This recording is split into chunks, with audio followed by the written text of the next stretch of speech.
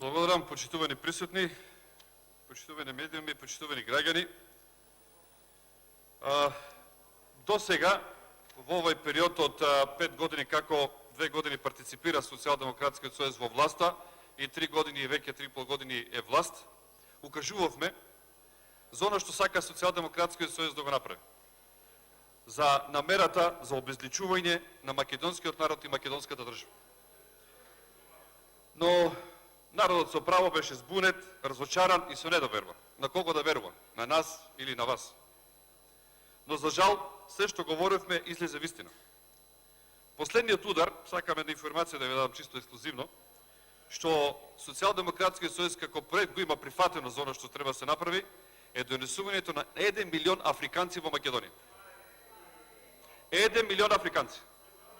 И Македонија ќе се вика тогаш Македонија Етиопија. Колку што нима 1 милион, уште 1 милион.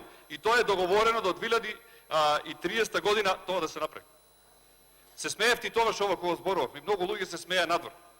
Меѓутоа за сето што го зборувавме излезе вистина, за жал. Сакам да ја предупредам македонската јавност, како што кажа мојот почитуван колега Илија Демовски, доста не трага за оно што го зборувам, бидејќи еднаш и за мене и за било кој и за вас ќе каже дали зборувал на памет или дали лажа. Понатаму, кога зборуваме на темата и доколку сакаме да имаме правна држава, доколку сакаме да имаме право и правдина, за оно што се залагавте, а всушност видевме дека од сето тоа произлезе власт и рекет и безброј желби за пари, ние мораме да создадеме квалитетно судство и обвинителство. Неселективен пристап кон сите, но досегашниот начин на носење на поголем дел од законите не ме уверуваат во тоа, вклучително и денешниот обид за нов закон на јавното обвинителство. Ова е уште една политичка злоупотреба на мнозинството. Почитувани, ќе ви поставам повеќе прашања, па на крај ќе се вратам во однос на сите да ги образложам во однос на нив како прашање и како одговори оно што го чувствувам. Зошто во овој момент се носи овој закон, нов закон? На кој начин се носи новиот закон? Кој ќе одговара за неуспехот на специјалното јавно обвинителство? Дали законот ќе ги реши сите проблеми или криминали? Дали овој закон е предуслов за добивање на датум за преговори? Кој штити овој закон и кого? Зошто се поставува прашањето уште еднаш преку европско знамеце? Зошто уште една злоупотреба на таа можност? Имаме фалсификат и уште една деловничка злоупотреба, односно предлогот од владата до собранието се изгуби во преводот. Зошто не се прифатени забелешките на најквалитетните професори по уставно право? Дали се поставува прашањето, има притисок за гласење, пак уште еднаш, како проверен начин кон претениците? Колку е сигурно истите обвинители од специјалното јавно обвинителство да бидат дел од новото јавно обвинителство? И зошто со одложено прашање? Има уште зошто со одложена примена?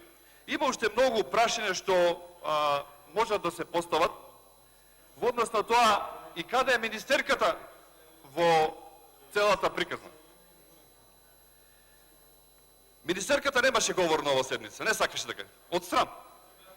Срам. Свесна е дека ова што го прави и таа си го погазува незината диплома. Бидејќи, ако дојде тука треба да брани и што ќе каже?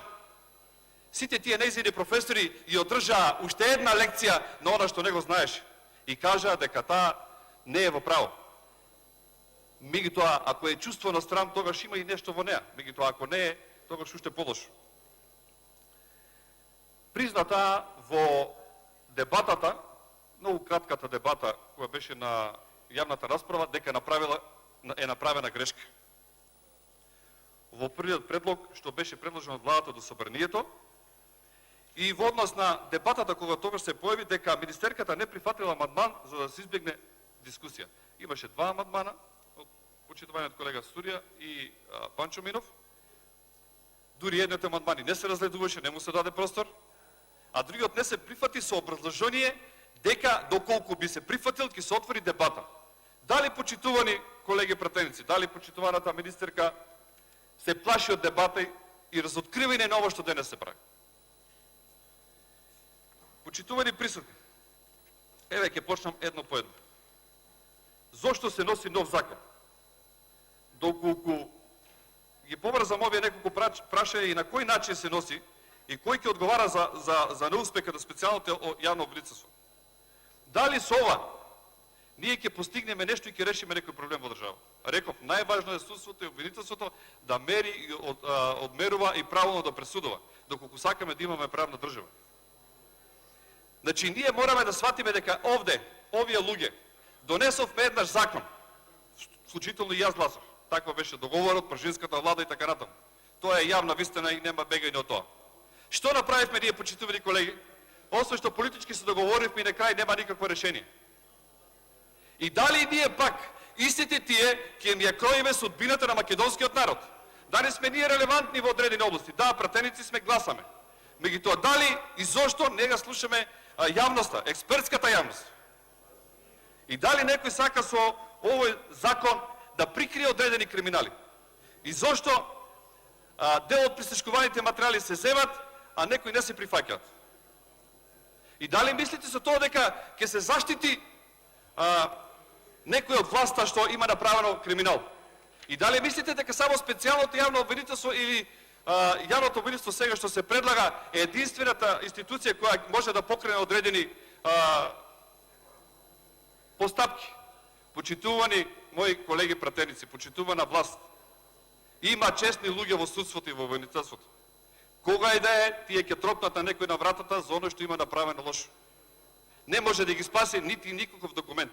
На крај краишта, судот на јавноста, судот на историјата е најголемиот суд што ќе му се случи на некој.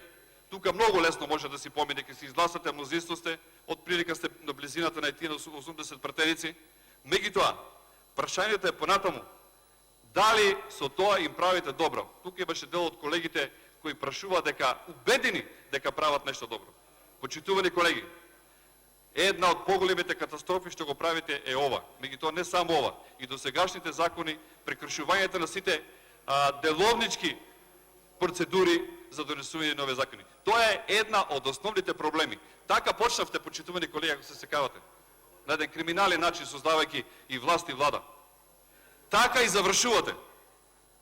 И ова, еве во предвечерието, на уште еден-два дена, кога треба да се гласа на седница за распуштање на парламентот, вие така продолжувате. Со насилие. Буквално е насилие ова. Меѓутоа, има една работа, немојте да ја заборавите. Народот, македонскиот народ е трпелив, мудар.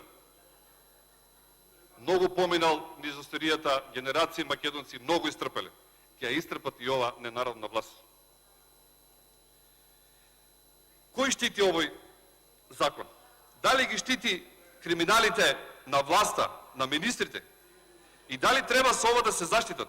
Дали се овие луѓе кои едно време пред 5-6 години кажуваат дека сакат правда и право и правдина и дека на тој начин ќе работат, одеднаш веќе нема никаде, нити за право, нити за правдина зборуват. Само слушаме секојдневно за тендери, секојдневно слушуваме за местенки на набавки на тендери. Ништо друго не ве интересира освен парите. Не е толку насочено кон пратениците, бидејќи тоа се работи кон министрите и владата што го прави. Меѓутоа, една работа да сватите. Ве почитувам, тука најдов прекрасни пријатели што мислам дека се честни луѓе, домакини во Социјалдемократскиот сојуз и не сакам лошо да зборам. Меѓутоа, колеги, и вие и ние сме тие што ќе треба да кренеме два прста, за или против. Верувајте, обврската ќе биде ваша. Кога ќе се разбудиме еден ден после сето ова или после неколку години, ќе се срамуваме од ова се што случило. Меѓутоа, јас ве замолувам да се преиспитате секој поединечно можноста, бидејќи со тоа ќе видите дека многу лично, реваншистички ќе се почне кон судење и апсење на многу честни луѓе. И се прави тоа. И дали треба така да се постапи?